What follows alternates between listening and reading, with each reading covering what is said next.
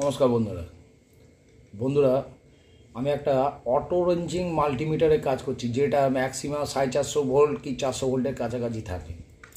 প্রথমে বন্ধুরা এই স্ক্রুপগুলো আমি ঢিলা করে নিচ্ছি, স্ক্রুপগুলো খুলছি, আপনারা দেখুন ভালো করে। এই স্ক্রুপ আমি আলাদা করে দিলাম। তো এখানে হচ্ছে এটা ব্যাটারি থাকে, ঠিক আছে, 6 ভোল্টের ব্যাটারি ইউজ করা হয়। আমি পুরো ঢাকনা আলাদা করলাম। এখানে স্পিকার থাকে, আর এর মধ্যে যে সার্কিটটা আছে এই সার্কিটের মধ্যে একটা স্ক্রুপ লাগানো আছে, এই স্ক্রুপটাকে আমি আলাদা করছি।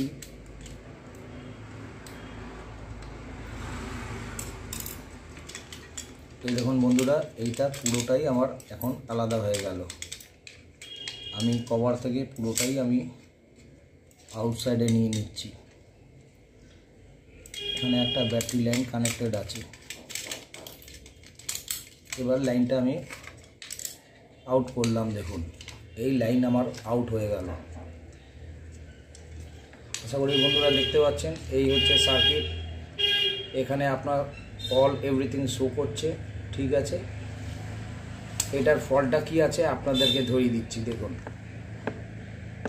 দেখতে পাচ্ছেন, এই যে 1 2 3 4 5 6 পুরো পয়েন্টটা এখান থেকে সার্কিটের পুরো জায়গাটাই ছেড়ে দিয়েছে,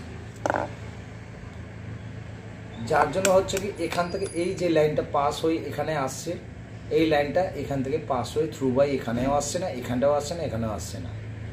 এই হচ্ছে এর ফল্ট। তো কি করতে হবে বন্ধুরা, এই যে দেখছেন সুইচ আছে, এই সুইচটাকে আপনাকে চেঞ্জ করতে হবে। এই সুইচটা যদি আপনি চেঞ্জ করে দেন তাহলে আপনার এসি ডিসি সব এভরিথিং আপনার কাজে আসবে। তো যতক্ষণ না পর্যন্ত এটা চেঞ্জ করছে ততক্ষণ পর্যন্ত এর কাজ হবে না। দ্বিতীয় কথা, এই প্রিসেট ড্যামেজ হয়ে গেছে, যেন প্রিসেট ড্যামেজ হয়ে গেছে বলে আপনার পুরো সার্কিটটাই বেকার হয়ে গেছে। সুতরাং যেহেতু এই সার্কিটটা অন্য কোম্পানির সার্কিট আছে, সচরাচর আমাদের এখানে চলে না। দেখুন এখানে লেখা থাকবে, দেখতে পাচ্ছেন, হাংচাং অটো রেঞ্জিং মাল্টিমিটার। আর এদিকে দেখুন লেখা আছে কি এসিডিসি, ম্যাক্সিমাম লেখা আছে 400 ভোল্ট।